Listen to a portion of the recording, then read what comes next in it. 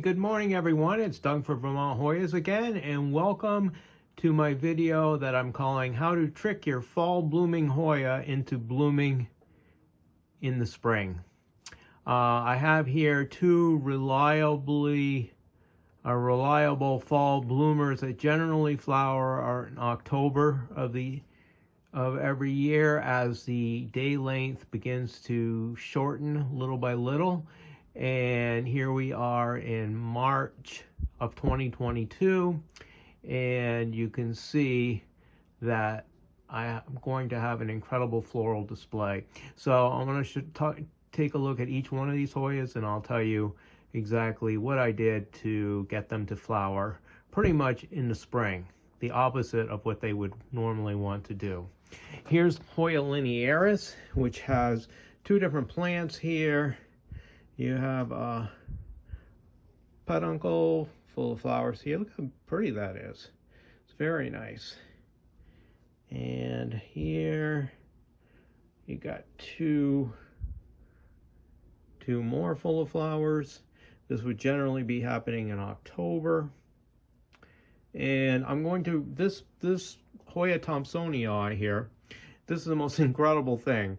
There's two strands here that are just absolutely loaded with peduncles full of buds, almost ready to open. I'll bring this back in a couple days after these flowers open, so you can take a look at the blooms. But let me tell you how I did this. Last August, I took cuttings and I started them and I put them under grow lights in my tent at 14 hours of on every day. So you had 14-hour day length. And after growing for a few months like that, in early December, I put them in another tent with grow lights on for 12 hours a day. So I cut the day length back from 14 hours to 12 hours. And almost immediately, these plants began to bud up. So that's how you can trick these fall bloomers into flowering in the spring, or pretty much anytime you want to, as long as you grow them for a few months under longer day length and then move them to shorter day length. I'm sure the same thing could be done with Hoya nummulare-oides, another fall bloomer. And so I'm pretty excited about this, though, especially this Thompsonii with just two strands.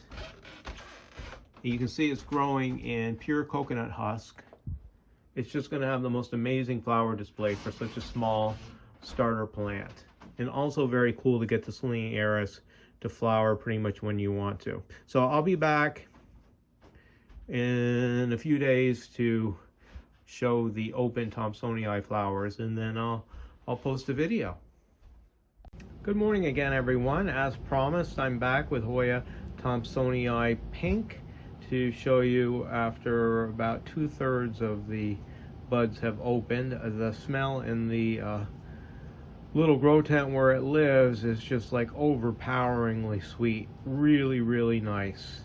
I can't say enough good things about this Hoya, and it's a fall blooming Hoya blooming in the spring, which is even more exciting. I'll give you a close-up of some of the flowers here if I can. Look at that. If that's not beautiful, look at that. It's just, I am so excited. I hope you can tell about this spring flowering of Hoya Thompsonii Pink. I've never done all that well with Hoya Thompsonii because when I bring it in the fall, the air is usually too dry and it doesn't do that well for me on the windowsill.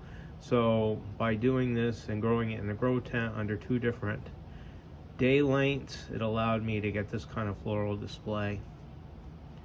So definitely excited, and one of the nicest little Hoyas out there. Well, that's about all I've got to say. Thank you for taking the time and watching this little hack on getting your fall blooming Hoyas to bloom in the spring. I'll be back really soon with more great Hoyas and Hoya growing tips. Thanks again for watching.